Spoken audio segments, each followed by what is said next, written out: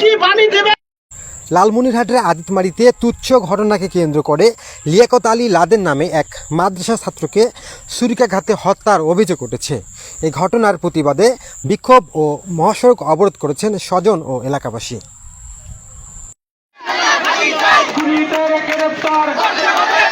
সোমবার রাত ৮টার দিকে আদিতমারি উপজেলার সারপুকুর সরকারি প্রাথমিক বিদ্যালয়ের মাঠে এই ঘটনা ঘটে।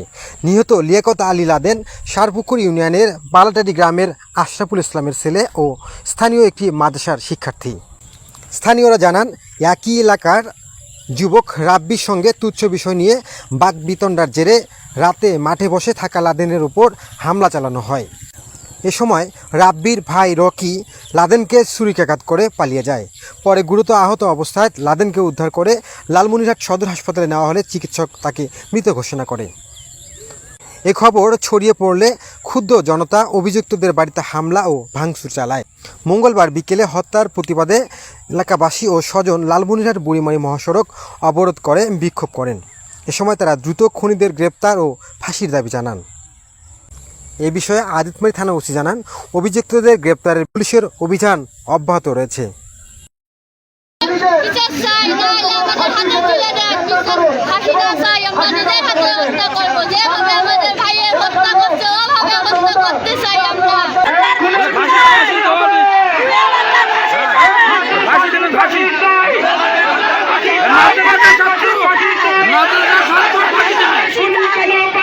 আইনের আওতায় এনে তার ফাঁসির দাবি জানাচ্ছে। এবং কেন এ পর্যন্ত প্রশাসন আসামিকে গ্রেপ্তার করতে পারল না, এ ব্যাপারে সে একজন মাদ্রাসার স্টুডেন্ট, সে আমি আমার আত্মীয় বটে, ঠিক আছে, কিন্তু আমি একজন জনপ্রতিনিধি হিসাবে যতটুকু জানি, যতটুকু তার ব্যাপারে শুনেছি, ওই এলাকার মধ্যে যদি কোনো ছেলে থাকে সে এক নম্বরে, সে ভালো ছেলে। এটাই আমাদের শেষ কামনা। আমাদের কাছে অফিসার আসছে, উনি আমাদেরকে কি বাণী দেবে? আমি সংবাদ পাওয়া মাত্রই দ্রুত সহকারে আমি এবং আমার সঙ্গে যে অফিসার ফোর্সরা ছিল, আমরা সবাই এখানে ঘটনাস্থলে গিয়েছি। যাওয়ার পরে আমরা তার পরিবারের সঙ্গে কথা বলেছি এবং তার যে এই হত্যার জন্য যারা জড়িত তাদের সর্বোচ্চ সাজা যেটা হতে পারে সেরকম দেওয়ার জন্য আমরা সর্বোচ্চ আইনগত আপনার সেবা দিব।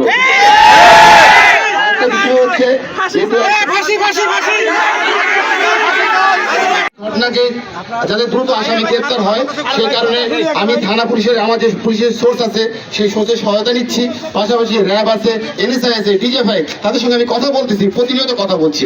আমাদের ঘটনা হচ্ছে যে তারা যদি এখন চলে যায় ডিজিটাল পদ্ধতিতে, তো আমাদের তাদেরকে অ্যারেস্ট করতে হবে। সেই কারণে তাদেরকে শনাক্ত করার জন্য যতটুকু দরকার সেটা আমরা করতেছি। তো সেক্ষেত্রে আপনারা আমাকে 24 ঘন্টা সময় দেন, আমি এই 24 ঘন্টার মধ্যে আমি একটা সুন্দর একটা রেজাল্ট, ঠিক আছে?